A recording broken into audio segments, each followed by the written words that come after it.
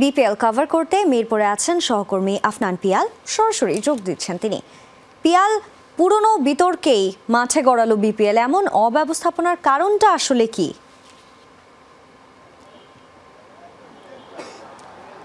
সানজানা, কারণ যদি খুঁজতে চান অনেক কারণই আসলে খোঁজা যেতে পারে। আমরা আসলে এই ব্যাপারে আলোচনা না করলেই মনে হয় এই মুহূর্তে ভালো হয়, যেহেতু বিপিএল শুরু হয়ে গেছে এবং আশা করা যায় যে সময় যত গড়াবে এই ধরনের অব্যবস্থাপনা আস্তে আস্তে করে দূর হবে। একটা ব্যাপারে যদি বলি, পজিটিভ ব্যাপার, রান হয়েছে প্রথম যে ম্যাচটা হয়েছে 2 ইনিংসে রান হয়েছে, 195 চেজ হয়েছে এবং সেটাও 2 ওভার হাতে রেখে, অর্থাৎ 230ও যদি টার্গেট থাকতো তাহলে হয়তো বরিশাল চেজ করতে পারতো। এবং সেকেন্ড ম্যাচেও দেখা যায় যে প্রায় 200-র মতো করছে, এখনও যেহেতু রংপুর ব্যাটিং করছে তাদের চোখেও কিন্তু প্রায় 200 আছে। তো উইকেটটা ভালো আছে, দারুণ একটা উদ্বোধনী আয়োজনও ছিল বিসিবির তরফ থেকে। অর্থাৎ নেগেটিভিটিটা যদি আমরা পাশে সরিয়ে রাখি, বেশ ভালো ইতিবাচকতাও কিন্তু বিসিবি শুরুর দিনে বিপিএলের উদ্বোধনী দিনে দেখিয়েছে। এবং এই ব্যাপারে কথা বলার জন্য আমার সঙ্গে আমাদেরই সহকর্মী সৈয়দ আবিদ হোসেন সামি আছেন। তিনি আবার কমেন্ট্রিও করছেন এবং এই ফলে তিনি খুব কাছ থেকে দেখছেন যে কেন এত রান হচ্ছে। সামি, কেন এত রান হয়েছে? আমরা সাধারণত এটা দেখি না, বিপিএলের প্রথম ম্যাচেই 194-95 হচ্ছে, সেটা আবার চেঞ্জ হচ্ছে। সাধারণত যেটা দেখি, ক্রিকেটাররা কিছুদিন খেলার পরে, একটু ইউজড টু হওয়ার পরে তারা ভালো একটা রান বোর্ডে তোলেন। দেখেন, প্রথমত একটা বিষয় যে আমাদের সহকর্মী সানজানা আইভি পর্দার ওপাশ থেকে আমাদেরকে অপেক্ষায় রেখেছিলেন অনেকক্ষণ, কিন্তু বিপিএলে ব্যাটাররা আমাদেরকে খুব বেশি অপেক্ষায় রাখেন না রান তোলার জন্য। সত্যি কথা বলতে এই বছর আমরা একটু লাকি এই সেন্সে, আমি যদি গেল বিপিএলের কথা চিন্তা করি বা তার আগের বিপিএলের কথা চিন্তা করি, প্রত্যেকটা বিপিএলের প্রথম ম্যাচে আমি মাঠে উপস্থিত ছিলাম। খুব ফগি কন্ডিশন ছিল, আমরা দেখেছি বছরের ডিসেম্বর বা জানুয়ারির এই সময়টাতে আমাদের বাংলাদেশে বা ঢাকা শহরে খুব ফগি কন্ডিশন থাকে। আজকে কিন্তু শুরু থেকে সূর্য ওঠা ছিল।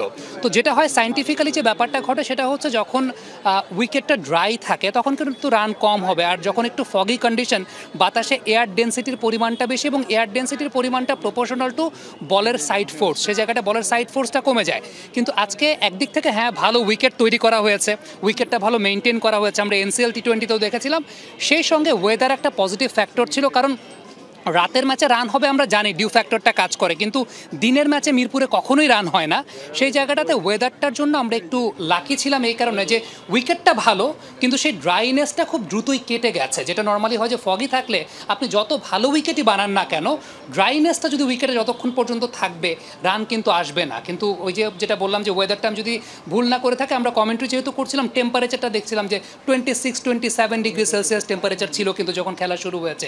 সো এইটা একটা আনইউজুয়াল ব্যাপার ছিল এবং সেটা সাপে বড় হয়েছে আমাদের জন্য। এটা কি এই কারণে হতে পারে? সাধারণত বিপিএল আমরা যে সময় দেখি জানুয়ারির 15 তারিখের পর থেকে, এবং ওই সময় বিশেষ করে ঢাকাতে খুবই কুয়াশা বেশি থাকে, এবং এই যে সময়টা ডিসেম্বরের শেষের দিকে সাধারণত থাকে না, জানুয়ারির 5 তারিখের পর থেকে কুয়াশাটা শুরু হয়। এটা একটা কারণ হতে পারে কিনা? সেটা একটা কারণ হতে পারে, কারণ পুরোটাই আসলে টোটাল জিনিসটা তো আপনি উইকেট কন্ডিশন, এটা তো একটা বিজ্ঞান, এবং সেখানে ক্লাইমেট, ক্লে কন্টেন্ট অনেক কিছু ডিপেন্ড করে।